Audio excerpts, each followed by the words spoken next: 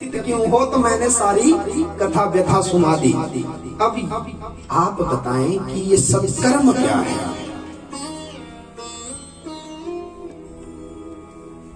सनत कुमार कहते हैं, नारद उस सत्कर्म को तो तुम भी जानते हो। बोले महाराज मैं जानता, जितना जानता था सब कुछ किया, परंतु कोई फर्क नहीं पड़ा। आकाशवाणी ने कहा कि संत मिलेंगे, उनसे पूछना, आज आप बताइए।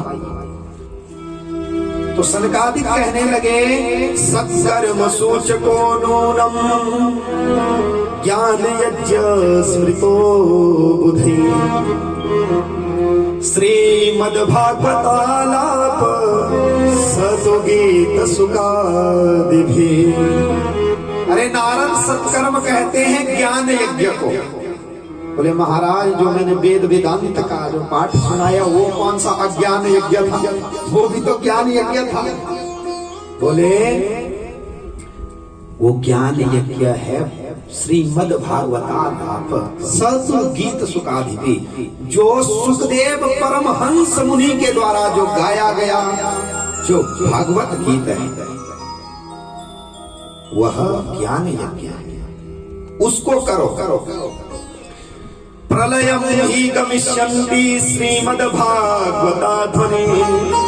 नारद जी भागवत जी के श्लोक जब तक इस धराधाम का प्रलय नहीं हो जाता तब तक इस आकाश मंडल में गुंजायमान रहते हैं। शब्द नित्य है, कभी मिटता नहीं।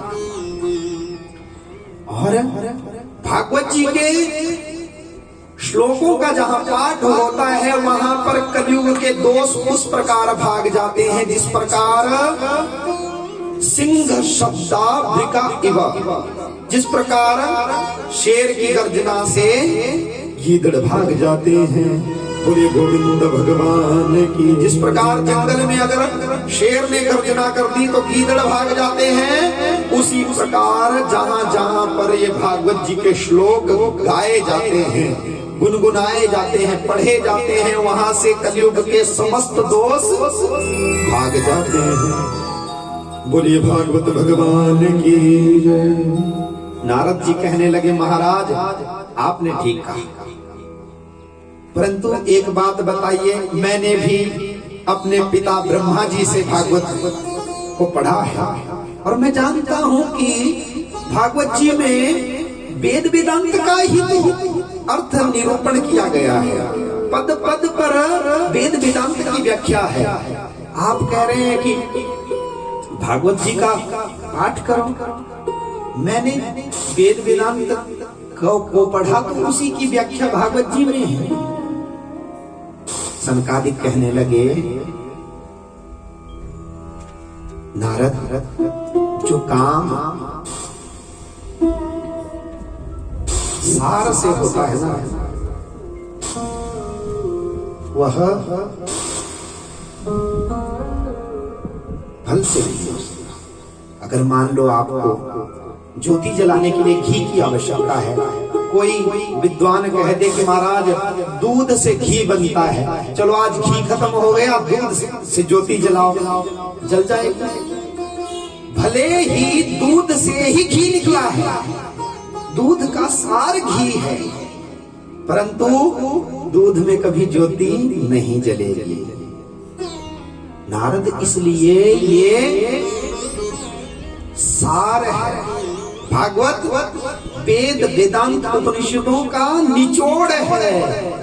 जिस प्रकार अगर कोई कहे कि महाराज अब आम खत्म हो गए, परंतु मुझे तो बहुत स्वादिष्ट लगते हैं, और सोचने लगे कि अब आम तो है नहीं परंतु लगते तो इस पेड़ में है, और टहनी लेकर के चबाने लगे तो बोले आम का स्वाद आएगा। लगते भले उसी आम के पेड़ में है, परंतु जो फल में स्वाद है वो तना चबाने में या टहनी चबाने में थोड़ी ना स्वाद आएगा। उसी प्रकार ये जो भागवत है ये वेद वेदांत का सार है।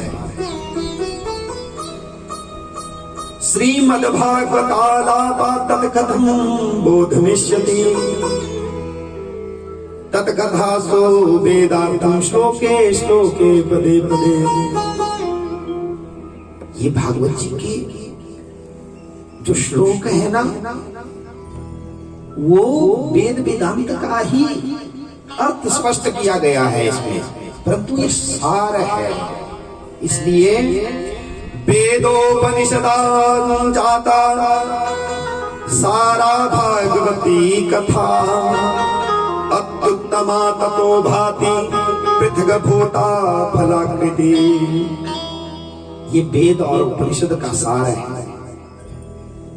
भागवत 4 शब्द इसमें हैं और संत कहते हैं भाग कहते के ही खुल जाए भाग जीवन के।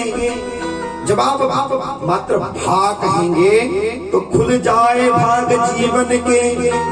ग कहते गिरी गुमान गल जाता है, वह कहते विष्णु दूतों में वर्ण हो जाए, और त कहते तन तरुण हो जाता है। बोलिए गोविंद भगवान की।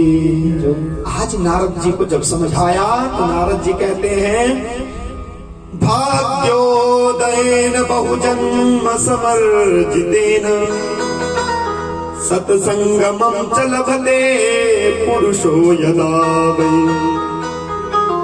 अज्ञान हेतु कृत मोह मदांधकार नाशम विधाय ही तदोदयते विवेक। महाराज जन्म जन्मांतरों के जब पुण्य उदय होते हैं तब जाकर के भाग्योदयेन बहु जन्म समर्जितेन सत्संगमं च लभते पुरुषो यदा वै। जब आप जैसे महापुरुषों का सत्संग मिलता है, जन्म जन्मांतरों के अगर किसी के पुण्य उदय हो जाए, तब जाकर के हरि की कथा या संतों के दर्शन, उनका संग मिलता है। और रामचरितमानस में तुलसीदास बाबा भी कहते हैं बिनु सत्संग विवेक न होई, बिनु सत्संग विवेक न होई। राम कृपा बिनु सुलभ न सोई, राम कृपा बिनु सुलभ न सोई। यह सर आवत अति कठिनाई, यह सर अति कठिनाई। राम कृपा बिनु आव न जाई, राम कृपा बिनु आव न जाई। बोले गोविंद भगवान की। बिना सत्संग के विवेक नहीं होता, ज्ञान नहीं होता। जब तक संतों का संग या भगवान की कथा को जीवन में ना उतारा गया। भागवत जी के 10वें स्कंद के 31वां अध्याय में गोपी गीत में गोपियां भगवान से कह रही हैं कि तव कथामृतम तप्त जीवन। तुम्हारी कथा महाराज इस धरती के कलुषित प्राणियों का कल्याण करने के लिए, कलयुग के कलुषित वातावरण में तपाए हुए लोगों को शांति प्रदान करने वाली है। और तुलसीदास बाबा कहते हैं कि बिनु सत्संग विवेक ना होई। बिना सत्संग के विवेक नहीं होता। और राम कृपा बिनु सुलभ न सोई। जिसके ऊपर भगवान की कृपा होती है, मैंने कल भी निवेदन किया था कि जिसके ऊपर परम पिता परमेश्वर की स्वर्ग लोक से देवताओं की कृपा, पितृलोक से पितरों की कृपा जब होती है, तब जाकर के अपने कुल के उद्धार करने के लिए इस प्रकार के कार्यक्रम होते हैं। कोई चाहे कि हम धन से इस कार्यक्रम को करेंगे, लाख प्रयत्न कर लेना, नहीं होते। बहुत सारे लोग हमसे मिलते हैं, पंडित जी हमें भी करवाना है, परंतु हमें करवाना ही है, बस होता नहीं है।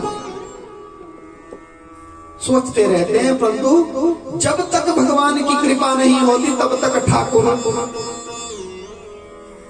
आने वाले नहीं है। और जब पितरों की पितृलोक से कृपा होती है, देवताओं की कृपा आशीर्वाद जिस घर पर होता है वहां ठाकुर विराजमान होते। बोलिए गोविंद भगवान